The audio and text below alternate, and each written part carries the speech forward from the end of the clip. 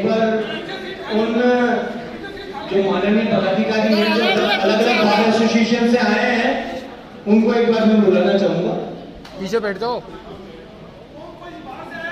कोई session court से या अलवर बार से या कोटा बार से या कोई भी बार एसोसिएशन से अगर कोई पदाधिकारी पधारे हैं या बार काउंसिल के मेंबर पधारे हो,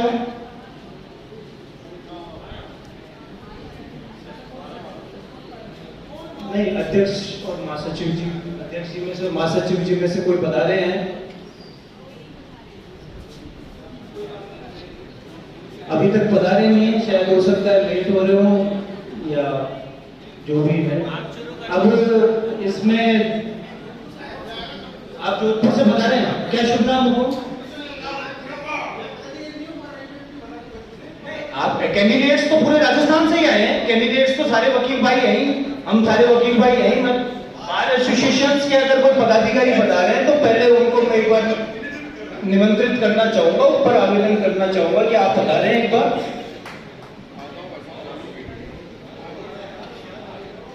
अभी से डीजे आंदोलन के लिए जो कैंडिडेट्स अभ्यर्थी पधारे हैं उसमें इस मामले को जो सबसे ज्यादा अवगत है उनमें से तीन जने एक बार मंच पे आ जाए। अंकुर जी, प्रदीप मलिक जी, अनिरुद्ध जी। अंकुर जी श्रीवास्तव, अनिरुद्ध सिंह जी और प्रदीप मलिक जी, आप तीनों एक बार। और इन तीनों के अलावा अगर और कोई इच्छुक हैं अपनी बात रखने के लिए, पहले ये आपको अपनी जो इस भर्ती परीक्षा में जो भी गड़बड़ हुई है या जो भी इनको आपत्ति है उससे ये आपको अवगत कराएंगे। एक सुमन जी हैं, तो मैं एक बार प्रदीप मलिक जी को कहूंगा कि आप अपने शब्दों में प्रश्न करें।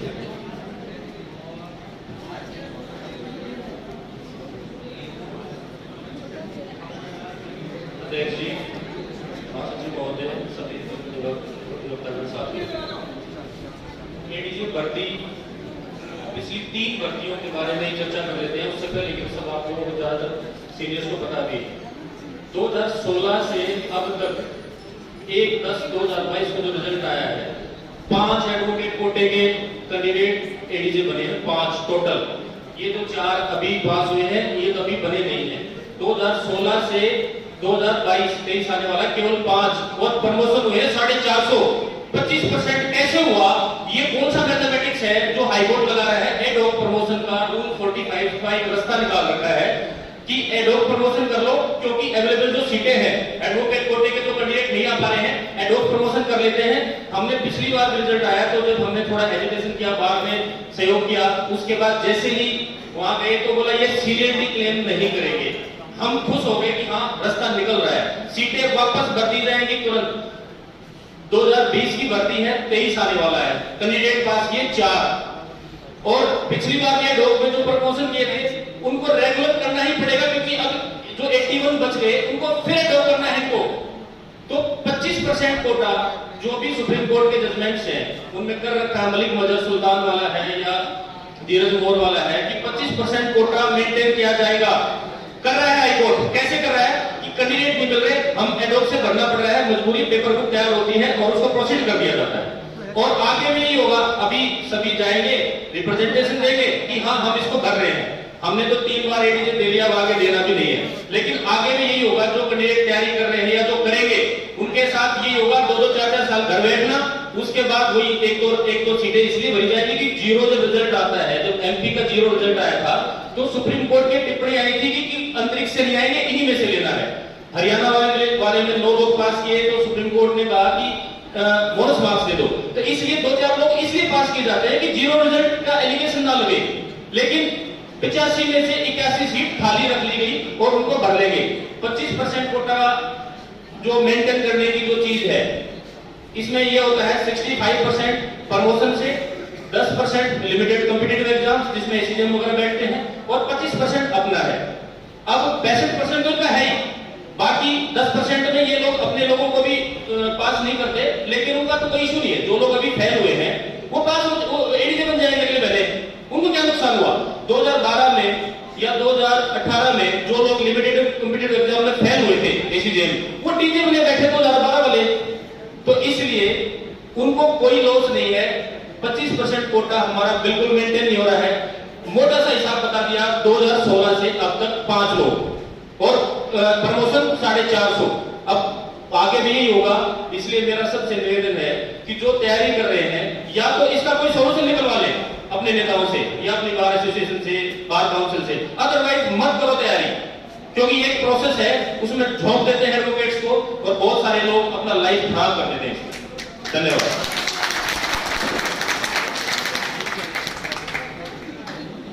श्रीवास्तव जी, आप बताएं।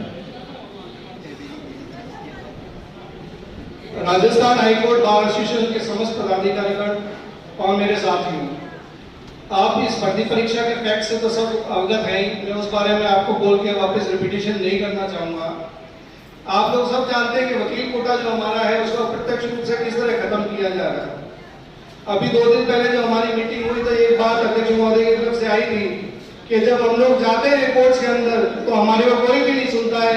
जो हम में से चुन के गए हैं, जो जजेस बन के बैठे हुए हैं, वो भी हमें रेस्पॉन्स नहीं देते हैं। उसका सीधा सीधा एक कारण ये है कि हम लोग कमजोर हो गए हैं। दूसरा, जो हमारा रिप्रेजेंटेशन है वो एक तरह से खत्म किया जा रहा है। इस बार भी अगर हम लोग नहीं जगे तो आप रिलीफ लेना तो छोड़िए, आप लोगों की इज्जत भी नहीं होगी कोर्ट के अंदर जाके। तो मेरा आप सभी से आग्रह है कि हम सबका कॉज है, हम सब लोग एक साथ मिलकर खड़े हों। ये जो भीड़ है, जो पर्वत सी हो गई है, अब पिघलनी चाहिए।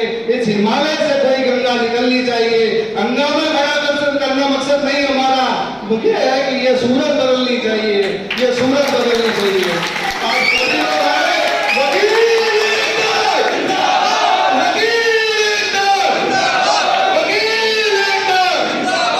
मेरा आप सभी से निवेदन है, अगर हमने कमर कस ली तो ये 255 अभ्यर्थियों को बुलाएंगे और हमने से यहाँ पे सब बनके डीजे बनेंगे और हाईकोर्ट जजेस बनेंगे। पर वकीलों का मैं आपको विश्वास दिलाता हूँ, एक बार पुनः जो अपना सम्मान खो गया है वो वापिस पुनर्स्थापित करने के लिए दृढ़ संकल्प करके रहे।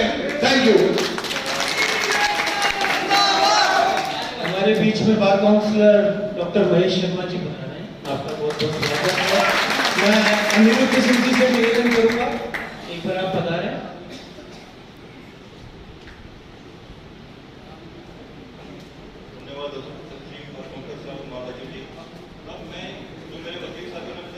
एड्रेस करा है, उसका 2-3 बातें ऐड करना चाहता हूँ। पहले ये कि साहब 2012 में जो वैकेंसी पूरी भरी गई, एग्जाम हुआ पूरी भरी गई। 2015 में जब एग्जाम हुआ पूरी सीटें भरी गई वकीलों की। फिर उसके बाद ऐसा किया हुआ कि 2019 में और 2020 में पूरी नहीं भरी गई। उसका कारण ये है कि साहब जिनसे कॉपियां चेक कराई गई है वो हमारे खिलाफ सुप्रीम कोर्ट में केस कर रहे हैं सीनियोरिटी को लेकर, तो हम उनसे फेल ट्रायल की उम्मीद कैसे कर सकते हैं? ये बात लेके हम पिछली बार जब 2019 का परिणाम आया था, मैं सुमन जी, प्रदीप मलिक जी और मेवाड़ा जी, हमारी बार एसोसिएशन के अध्यक्ष उस समय तत्कालीन अनिल उपमन जी, हम लोग गए थे। हम उस समय चीफ जस्टिस साहब को हमने निवेदन किया था, रविंद्र भट्ट जी थे कि साहब ये हमारे साथ फेयर ट्रायल नहीं हो रही, प्रिंसिपल ऑफ नेचुरल जस्टिस का उल्लंघन हो रहा है। उन बात समझे के साथ उन्होंने हमारे को एक मीना दी, अभी हम तुम्हारी वैकेंसी निकलवा देंगे, आप जॉब तैयारी करो, अभी हम भी कर लेंगे। हम एक बार ही भुगत भोगी हो चुके हैं साहब। उसके बाद में भी आपके सामने 5 हुए, अब 4 हो गए साहब। अगर हमने अब लड़ाई नहीं लड़ी तो हमारे साथ आने वाला भी जो मेरी जगह कोई और आएगा, आपकी जगह कोई और बैठेगा। तो मैं आप लोगों से कुछ कहता हूँ, इसका निर्णय निकाले, जो वकील कोटे की सीट है वकील कोटे से ही भरी जाए। ये फिर एडॉक प्रमोशन लेके एडॉक की इन्होंने एक बना रखा सिपाही का, एडॉक भर देते थे, हमारे को सीटें भरनी है, हमारे को सुप्रीम कोर्ट का जवाब देना, ये करके बहाने लेके ये हर वकीलों का हित मार रहे हैं। इसलिए मेरे आप लोगों से हाथ जोड़ के निवेदन है, आप लोग कुछ करें। तो फिर भाई साहब आए हुए हैं, ये जब निर्वाचन होता बार काउंसिल की, इनसे मैंने निवेदन किया था, भाई साहब आप कुछ करें इस बार, नहीं तो वकील मर जाएगा, कुछ नहीं कर पाएगा। हम लोग वकालत की तिलांजलि देके हम लोग तैयारी करते हैं और हमारे को मिलता क्या है? कुछ नहीं मिलता। ये जाके क्योंकि हमारा हक मारा गया है, उसके लिए हमको लड़ना ही पड़ेगा, अन्यथा नहीं मिलेगा हाथ हमारा। धन्यवाद। राजेश मीना जी कुछ 2 शब्द प्रस्तुत करना चाहते हैं। सम्मानित मंच और दूर दराज हर जिले से पधारे मेरे देवता साथियों और यहाँ विराजमान समस्त देवताओं में, सारी बातें तो आपको बता ही चुके हैं कि क्या कमियां रही क्या नहीं। मैं तो एक ही बात कहूंगा, हम इतने कमजोर हैं कि हम फेल हो गए। मैं कहता हूं हमारे 3 गुना विद्यार्थियों को पास कर दो आप, और किसी भी विद्यार्थी से, किसी भी परीक्षार्थी से सुप्रीम कोर्ट से लेके मुंसिफ कोर्ट तक के किसी भी जज से कंपटीशन कराओ, हम देने को तैयार है। वो पास हो जाता है इसको छोड़ देंगे। अगर आप इतने बड़े ज्ञानी हो, हमारे किसी भी साथी से आप कंपटीशन कर ले, तो हम ये आप कह रहे हैं हम धरना प्रदर्शन सब करना बंद कर देंगे। दूसरी बात, हमारे अधिवक्ता साथी आज हम संघर्ष के लिए यहाँ आपके पास आए हैं। हमने समस्त बारों से निवेदन भी किया है, क्योंकि हम लोग कोई नेता तो है नहीं, जितनी हमारी को समझ थी उतनी हम आप लोगों से आग्रह कर चुके हैं। हाई कोर्ट बार, सेशन बार, डिस्ट्रिक्ट बार, प्रत्येक जिलों की बारों से हमने ज्ञापन भी दे चुके हैं। हमारी बार काउंसिल, हमारे जो समस्त अधिवक्ताओं के जो आयते होते हैं, जो परिवार लेगा जो बड़े होते हैं, उनके पास भी हम ये कहते हैं कि आप लेके चलो, क्योंकि हमारे सारे बार काउंसिलरों ने ये कहा था हम सब विद्यार्थियों को कि अब कुछ हो नहीं हो, लेकिन आपकी पूरी सीटें भरी जाएगी। हमारे को आश्वस्त किया था, जिसमें देख कपिल भाई साहब, गुनेश जी भी है, भाई साहब भी बैठे। आज पूरी बार काउंसिल के आधे सदस्य तो यहाँ बैठे हैं, जयपुर बार से या जयपुर जिले से कम आधी बार काउंसिल यहाँ ही है। अगर ये लोग हमारी समस्याओं को नहीं उठाएंगे तो ऐसी संस्था का हमारा क्या काम रहेगा? क्योंकि वकीलों की समस्या के लिए ही बार और एसोसिएशन बनी जाती है, और ये बार काउंसिल भी इसीलिए बनाएगी कि वकीलों की समस्याओं का निराकरण करें। अगर ये हमारा सहयोग नहीं करेंगे कि आंदोलन अपने हाथ में ले लेंगे तो आंदोलन नहीं चलेगा। तो मेरा निवेदन तो है कि बार काउंसिल, हमारा राजस्थान बार काउंसिल इस जो अन्याय हुआ वकीलों के साथ, उसको मुद्दे को अपने हाथ में ले और पूरे समस्त राजस्थान में नहीं, अभी तो पूरे संपूर्ण भारत के अंदर इसको फैलाए। क्योंकि कोई भी ऐसा स्टेट नहीं है जिसने वकीलों को पास किया हो। क्या ये सुप्रीम कोर्ट को पता नहीं? माननीय सुप्रीम कोर्ट को सब पता है कि हमारे कोई भी स्टेट में कोई भी एडवोकेट, कोई भी एडीजे नहीं बढ़ रहा। क्यों नहीं बढ़ रहा? अरे भाई, आपके जो जुडिशियल अधिकारी है, 17 ने एग्जाम दिया, 16 तो प्री में फेल हो गई, एक पास वाला को रिटर्न में फेल हो गया, कर दिया आपने। जब आपके तो प्री लायक नहीं है, प्री लायक तो आपको चैलेंज कर देंगे, प्री में तो ऑफिसर ही आते हैं, क्योंकि उसको तो हम चैलेंज कर सकते हैं। इसलिए मेरा तो सबसे निवेदन है कि बार काउंसिल और राजस्थान इस संघर्ष को अपने हाथ में ले, संपूर्ण राजस्थान में, अभी तो संपूर्ण भारत में इसको संघर्ष को चलाए। जय हिंद, जय भारत। बहुत बहुत धन्यवाद। मनोज जी आप बताएं। बार एसोसिएशन के महासचिव श्री मनोज जी खड़ा है, उनसे निवेदन है आप मंच पर खड़े। मैं बार काउंसिलर महोदय कपिल प्रकाश जी से निवेदन करूंगा कि आप बता रहे और दो शब्द प्रस्तुत।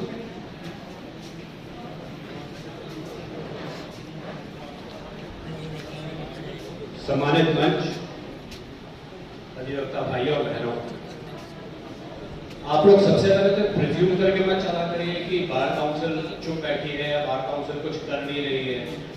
हम सब लोग आपके साथ हैं, और आज जो भी निर्णय आप लोग यहाँ से पारित करेंगे उसके अंदर आपके कंधे से कंधा मिला के चाहे वो लिटिगेशन पार्ट है। लेकिन एक बात ये मैं जरूर कहूंगा कि आज अपन सब लोग इकट्ठे हुए हैं तो अपने को ऊपर वालों को जगाने का टाइम तो आ गया।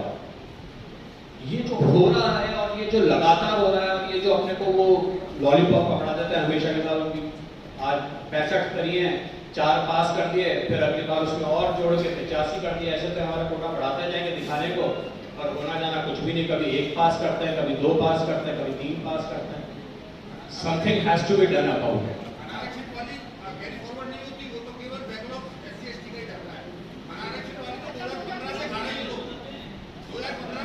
नहीं देखिए, जहां तक मुझे ध्यान है, क्योंकि एक ऐसी लिटिगेशन मेरे पास भी थी, उसके अंदर जवाब आया था, जवाब में उन्होंने यही कहा था कि साहब ने कर दिया, बाकी हमने उसको ऐड करके आगे कर अपन देख लेंगे उसको भी जो क्या करो।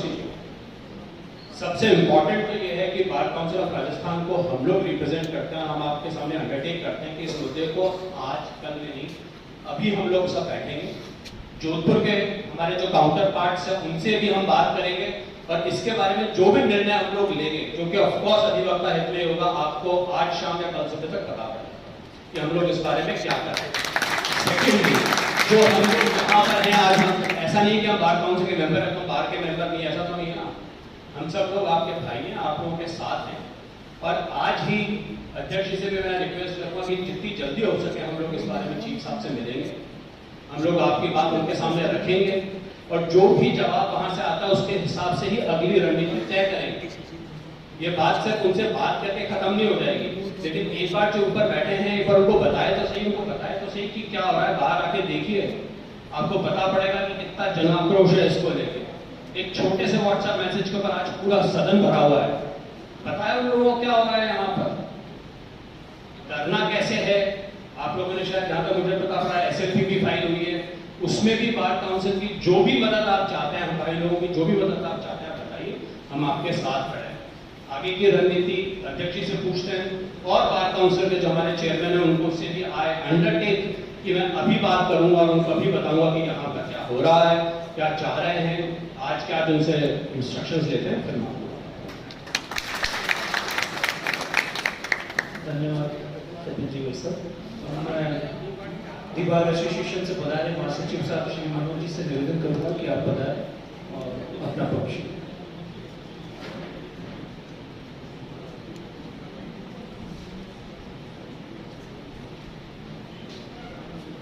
सम्मानित मंच, उपस्थित सभी मेरे अग्रज भाइयों बहनों, मेरे साथियों, एडीजे परीक्षा का जैसे ही रिजल्ट आया, हाई कोर्ट बार एसोसिएशन के महासचिव chief executive officer Shri Giriraj Sharma ji ने प्रसंज्ञान लिया।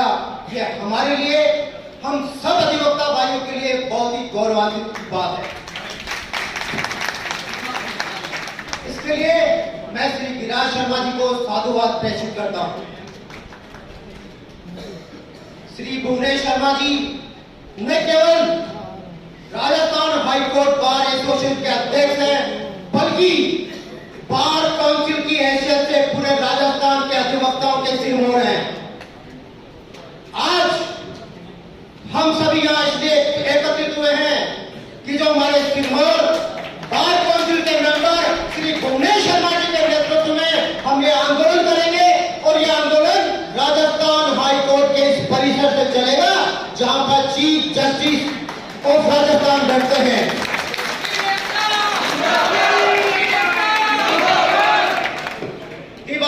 जयपुर की तरफ से मैं आज सबसे निवेदन करता हूं और ये विश्वास दिलाता हूं कि जो भी आंदोलन होगा उसमें दी बार एसोसिएशन का पूर्ण सहयोग रहेगा।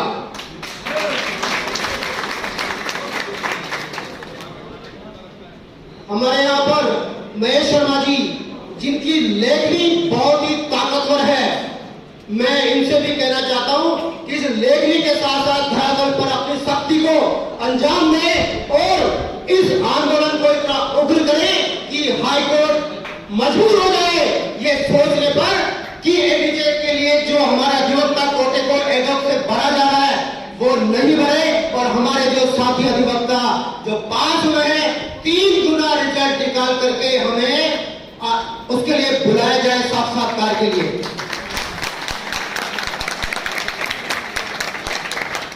मैं इतना ही कहते हुए अपना स्थान ग्रहण करता हूं। जय हिंद, जय भारत, वकील एकता जिंदाबाद। बहुत बहुत धन्यवाद मनोज जी सर। अब दी बार एसोसिएशन के माननीय अध्यक्ष श्री कमल किशोर जी भाई साहब और द डिस्ट्रिक्ट बार एसोसिएशन के माननीय अध्यक्ष श्री सुनील शर्मा जी पधारे हैं। मैं डॉक्टर सुनील शर्मा जी से निवेदन करूंगा कि आप पधारें और अपने उद्बोधन शब्द हमें अनुग्रहित करें।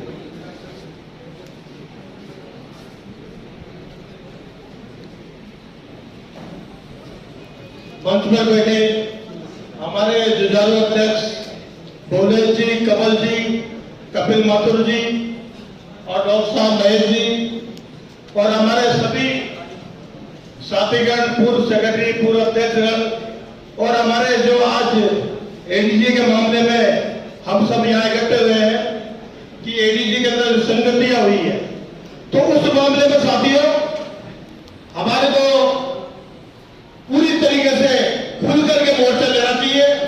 और भाई भुवनेश जी ने जो हाईकोर्ट के अंदर आज एक चिंगारी दी है, उसके अंदर हम सभी साथी एकजुट होकर के इस मुकाबला करने के लिए तैयार है, तत्पर है। और पूर्व में एडीजे आंदोलन हुआ था, लेकिन उस वक्त तो घपलाबाजी सामने आ गई थी कि ये चीटिंग हुई है, पैसे खाए वगैरह वगैरह वगैरह। लेकिन इस बार हमें जो भी सोच समझ करके ये आंदोलन की शुरुआत करनी चाहिए और इस पर जो भी अनियमितता हुई है इसके मामले में सघन जानकारी करके इस आंदोलन को करना चाहिए। इस पूरी तरीके से हम सभी साथियों के साथ में पूरे राजस्थान के वकील एकजुट होकर के ये आंदोलन करेंगे, क्योंकि जयपुर की तीनों बारें यहाँ इकट्ठी हो चुकी है और जो गोलेश जी ने आज यहाँ पर एक रखी है जिसमें कमल जी हमारे भाई जयपुर बार के अध्यक्ष आए, सेक्रेटरी आए, डिस्ट्रिक्ट बार की ओर से मैं आया हूँ और हमारे सभी हमारे महेंद्र जी बैठे, कपिल जी बैठे, सभी साथीगण बैठे जो पूर्व में अनुभवी रूप से आंदोलन करने की क्षमता रखते हैं। तो मैं आप सभी से आह्वान करूंगा कि इस मामले में जब हमें पूरी तरीके से लग रहा है कि विसंगति हुई है तो इस आंदोलन को करना चाहिए, लड़ना चाहिए और इस आंदोलन के अंदर हम पूरी तरीके से हाईकोर्ट बार के साथ हैं और साथियों जब भी कभी क्रांति की जरूरत पड़ती है सबसे पहले हम आगे आते हैं और हमेशा आगे रहेंगे, किसी भी प्रकार से पीछे नहीं रहेंगे। वकील एकता, वकील एकता, जय हिंद, जय भारत।